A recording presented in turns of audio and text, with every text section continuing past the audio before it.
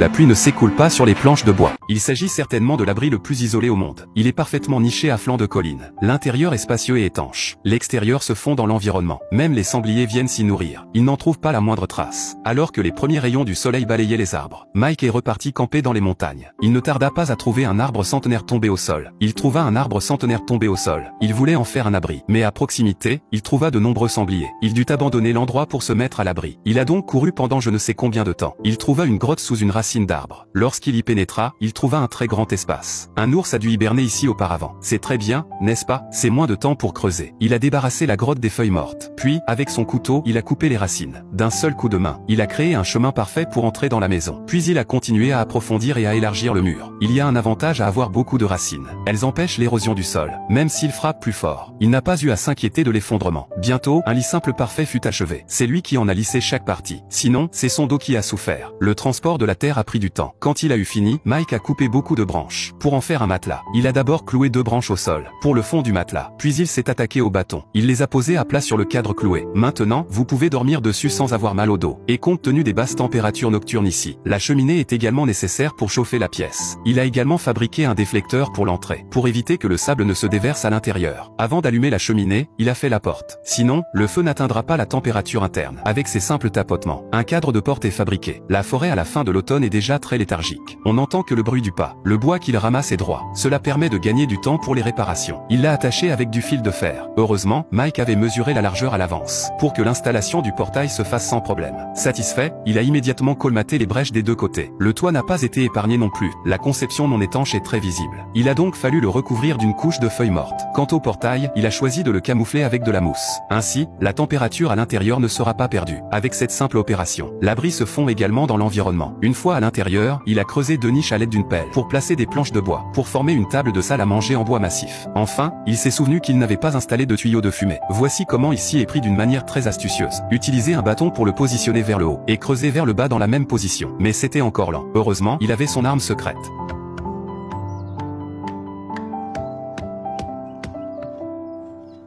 Enfin, un tuyau de fumée a été installé. Et le tout est terminé. Les flammes du foyer s'élèvent. La nature sauvage est devenue plus enfumée. Il a du bœuf avec lui aujourd'hui. Il suffit de le couper en petits morceaux, enveloppé dans du papier d'aluminium et rôti dans la cheminée. Même si la forêt est pleine d'animaux qui hurlent. Mais l'abri de Mike suffit à le protéger. Il n'y a pas d'abri plus sûr que celui-ci. Il est parfaitement caché sous un énorme rocher. Il fait quelques dizaines de mètres carrés. Et il est complètement hermétique. Même si une guerre mondiale devait éclater, il n'aurait pas à s'inquiéter d'une crise des missiles. Jacques se promenait dans la lande aujourd'hui. Il a accidentellement trouvé un rocher de 10 000 tonnes. Il y a une entrée en dessous. La caméra montre que l'intérieur est énorme. Et il n'y a pas de serpents, d'insectes ou d'animaux. C'est un endroit très agréable à vivre. Jacques décide donc d'y entrer et de voir ce qu'il en est. L'entrée de l'intérieur est très étroite. Il lui a fallu 10 minutes pour s'y faufiler.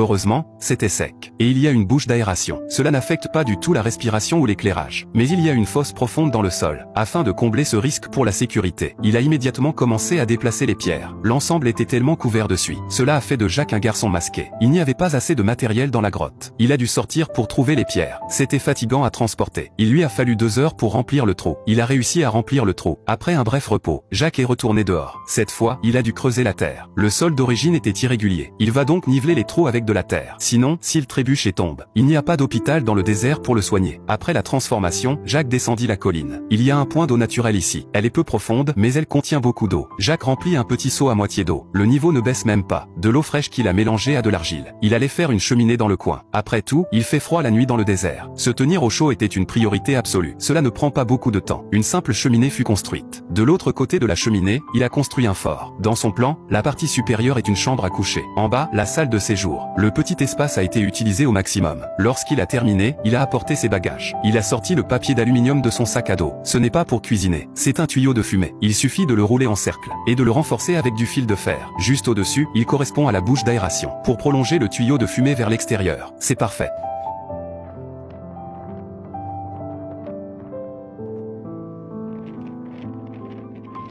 Enfin, il a trouvé du foin, et a commencé à allumer un feu à l'intérieur. Examen de la cheminée terminé. Il s'agit d'une très bonne évacuation de la fumée. Il n'y a pas de fumée qui pénètre dans la maison.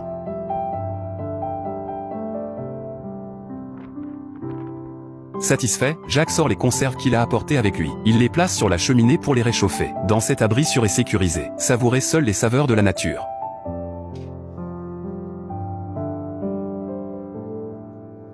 La nuit tombe. Il commence à faire sombre à l'extérieur de la grotte. Pour sa propre sécurité, il se précipite pour trouver du gravier, pour colmater la brèche à l'entrée. Si on la regarde de l'extérieur, qui se rendrait compte qu'il y a un être humain à l'intérieur, bien que la nature sauvage soit dangereuse. Mais ce rocher donne un grand sentiment de sécurité. Cela lui permettra certainement de bien dormir cette nuit.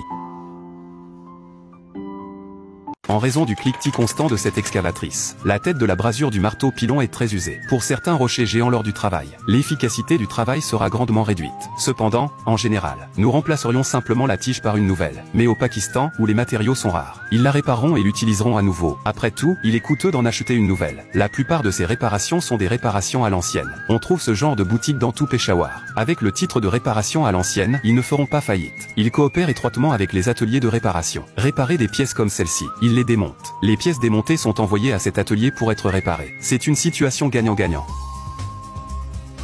Après la réparation de la barre de brasage du marteau pilon, la première chose que fait le maître est de polir l'outil, parce que l'usure de ce processus est très importante. Cette réparation a coûté la somme astronomique de 2000 roupies.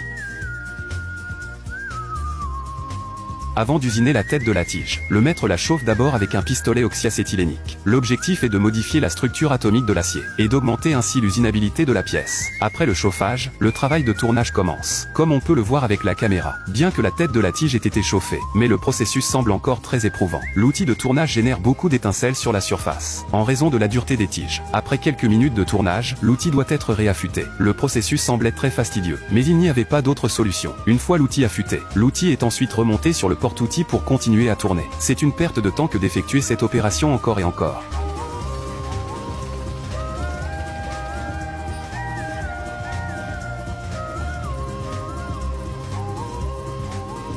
Après 1h30 de coupe, un côté de la tige est terminé. Le maître l'a ensuite retourné, et a commencé à usiner l'autre côté de la tige. Cependant, ils doivent répéter le même processus. Les barres sont essentiellement constituées d'un alliage d'acier rigide. Ces matériaux sont utilisés dans les opérations minières de concassage pour leur résistance à l'usure.